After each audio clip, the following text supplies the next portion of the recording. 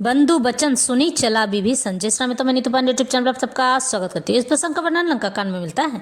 इस प्रसंग में विभीषण कुंभकर्ण से मिलता है तो कुंभकर्ण विभीषण की प्रशंसा करते हैं और कहते हैं कि तुमने कुल का नाम रोशन कर दिया है। यह बात जब विभीषण सुनते हैं तो उनके मन में करुणा जाग जाती है, लेकिन फिर भी अपने भाई की बात को मानकर वहां से चले जाते हैं और श्री रामचंद्र जी से जाकर पुनः मिलते हैं। बंधु बचन सुनी चला विभीषण, आयो जहाँ त्रैलोक विभूषण। नाथ भूधरा कार शरीरा, कुंभकर्ण आवत रंधीरा। एतना कपिन सुना जब काना, किल किलाए धाये बलवाना। लिए उठाए बिटप अरुभूधर, कटकटाए डारही ता ऊपर। कोटि कोटि गिरि शिखर प्रहारा, करही भालु कपि एक एक बारा। मुरियो न मनु तनु टरियो न टारियो, जिमी गज अर्क फलनी कुमारियो। तब मारुत सुत मुठिका हन्यो, परियो धरणी व्याकुल सिर धुन्यो। पुनि उठी ते ही मारे हनुमंता, धुर्मित भूतल पर तुरंता। पुनि नल नील ही आवनी, पछारे सी जाता पटकी फटकी।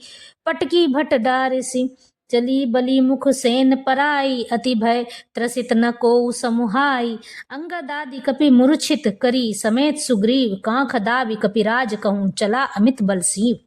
उमा करत रघुपति नर लीला, खेल गरुड़ जिमी अहि गन मीला। बिकुटी भंग जो काल ही खाई, ताहि के सोई एहि लड़ाई।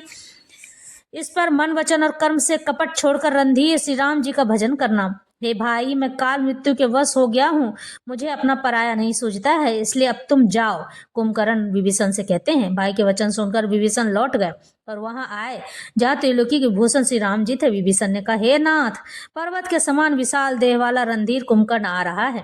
वानरों ने जब कानों से इतना सुना तब वे बलवान किलकिलाकर हर्ष ध्वनि करके दौड़े, वृक्ष और पर्वत उखाड़ कर उठा लिए और क्रोध से दांत कटकटाकर उन्हें उसके ऊपर डालने लगे। तब रीछ वानर एक एक बार में ही करोड़ों पहाड़ों के शिखरों से उस पर प्रहार करते हैं, परंतु इससे न तो उसका मन ही मुड़ा विचलित हुआ और न शरीर ही टाले टला। जैसे मदार के फलों की मार से हाथों पर कुछ भी असर नहीं होता है। तब हनुमान जी ने उसे घुसा मारा, जिससे वह व्याकुल होकर पृथ्वी पर गिर पड़ा और सिर पीटने लगा। फिर उसने उठकर हनुमान जी को मारा। वे चक्कर खाकर तुरंत ही पृथ्वी पर गिर पड़े। फिर उसने नल नील को पृथ्वी पर पछाड़ दिया और दूसरे योद्धाओं को भी जहां तहां पटक पटक कर डाल दिया। वानर सेना भाग चली, सब अत्यंत भयभीत हो गए, कोई सामने नहीं आता था। सुग्रीव समेत अंगदादि वानरों को मूर्छित करके फिर वह अपरिमित बल की सीमा कुंभकर्ण वानर राज सुग्रीव को कांखों में दबाकर चला। शिव जी कहते हैं, हे उमा, श्री रघुनाथ